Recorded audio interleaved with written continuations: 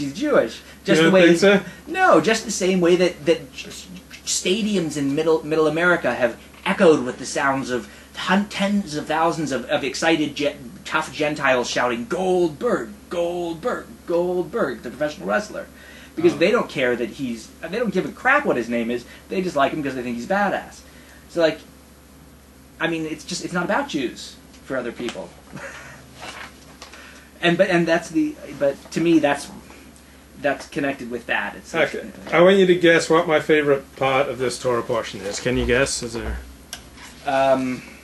It's a little bit misanthropic, or at least you'll never guess. Okay, when Laban comes looking for the idols, and Rachel says, "Let not my Lord be angered that I cannot rise up before him, for the way of woman is upon me." Yes, excellent. Isn't that just like a woman to use a period as an excuse?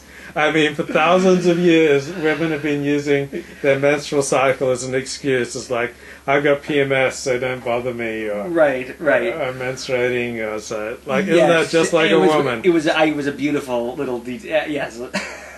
Well, people use what they got, and that's something women got. And so, yeah, it's like, well, I can't. But it was so, like, I wanted to know, like, what's the deep reading of that? She's got idols that she stole from him, and that she's hiding underneath her. She's hiding where she's bleeding, and I mean, what? It just seems deep. It seems like there's layers there. Like well, I guess a traditional interpretation would be that she's showing her dismissive attitude towards idols. Oh, she's bleeding by bleeding on top of them. No, but she took them with her because she wanted them, not because she wanted to dispose of them or something. Well, maybe she wanted to help Laban's spiritual growth. So she removed. It's like a wife removing all her husband's porn collection. Right. Back when it was something that was concrete, like magazines and videotapes.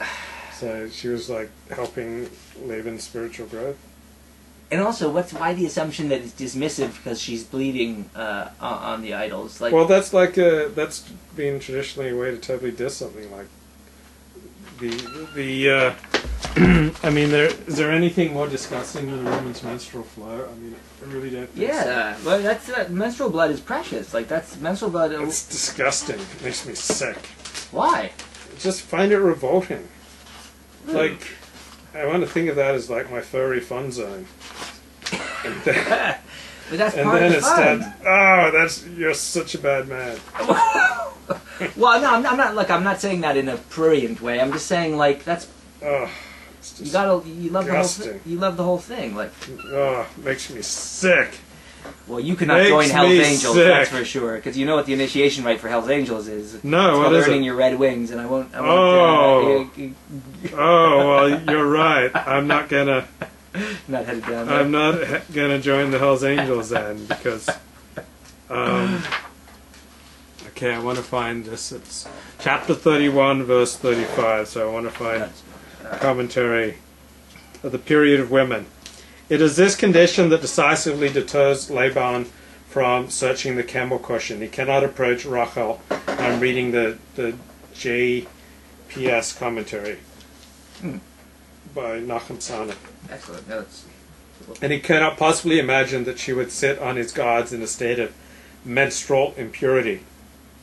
The ancients, and me, widely regarded menstrual flow as a potently contaminating substance, and the menstruant was thought to be possessed by evil spirits, thus requiring her separation from other persons. It's kind of right, like when they're PMSing or whatever, you want to like keep them outside the camp. Yeah, but that's before they're actually flowing, like the PMS. Like, but they can be a little cranky during as well. But yeah, I mean, in some ways the red tent comes a little too late because that's after the PMS. But in light of Israelite notions of purity and impurity, the description of Rachel's act constitutes the culminating absurdity in the religious situation. It implies an attitude of willful defilement and the contemptuous rejection of the idea that Laban's cult objects had any religious worth. That's Nachum Sarna's interpretation. Well, then I know that he's a male. I don't think women think that their menstrual blood is impure. I know I think they know that men sometimes have a problem with it, but for a woman, like, that's tied up in her femininity, which she loves. Her identity is her menstrual. And they certainly seem to get a bit cranky when it stops. Right. They're cranky before it comes, like waiting for it. Then they're cranky when they have it. Then they're cranky when it stops coming. Like Right. either way, it's always a chance You to get be one good week. an excuse to be cranky. Right. Well, yeah, I you know, regardless, I do think, and not always. I mean, sometimes during menstruation, like they're not like cranky. Sometimes they're very excitable, and that's true. I know, but it's wrong. I have to respectfully disagree because yeah, who was visiting the red tent when they were out there in Shomer? Is that considered Shomer Nagia, or that's not when you're separated for menstrual? No, that's Nida. No, that's Nida. Yeah, it's when you're during the Nida period, 2 weeks of the month. The woman's not supposed to hand a utensil directly to a man. Right. But I bet, and that's when they supposedly were out in the red. I've seen that too. It's like I can't.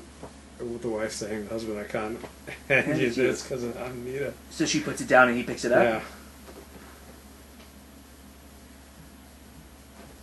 I don't know. I don't think.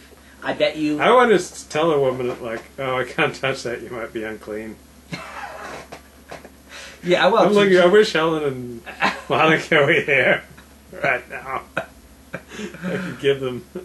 I really should be saying all this to Helen and Monica, and they're not here, and so Right. it kind of diminishes the fun. Well, there's nothing wrong with trying it out. You can try it out next week, but yeah. I mean, I think cultures that separate the women when they're menstruating, I think I'd be interested in knowing because African religious traditions do seem more in touch with the sensual. I bet they don't. I bet that they.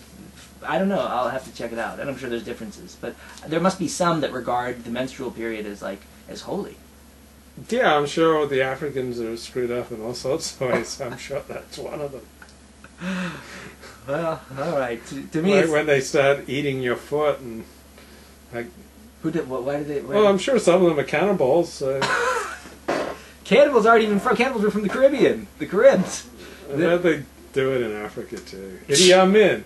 Yeah, but like he ate his opponents. Yeah, but that was just a male thing. Like that was it was that wasn't an African thing. Like the Ghanaians weren't happy about that. They didn't want him eating their people. Dennis Prager was talking on his radio show this week about he'd never forgotten this photo he saw in 1970 when the Palestinian terrorists killed the Jordanian prime minister, and then they all whipped out cups to get his blood as he was bleeding and to drink it.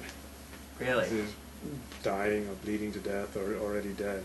And they took a photo of it and put it in Time magazine. Wow. Actually, I will have to see that one. I mean, that's a common ritual. So I guess that's a more advanced. They didn't seem to have a blood problem. Right. Well, no, it's like when Men Today. You ever see Red Dawn, the movie? They hunt deer for the first time. The guy has to drink a cup of the deer's blood. Drinking the blood of your enemy is right. Traditional. Yes, drinking the blood. That's why I say it's a male thing. So when Idi Amin is eating his opponents, that's just like, yeah, what's up? Who's your daddy? Like, but like it is. But that's but that's cannibalism. Yeah. Cannibalism's a male thing. Jesus. Oh, all right. Oh, God. Do you have any final thoughts that you want to convey to our audience? I don't. I like Rachel and Leah. I think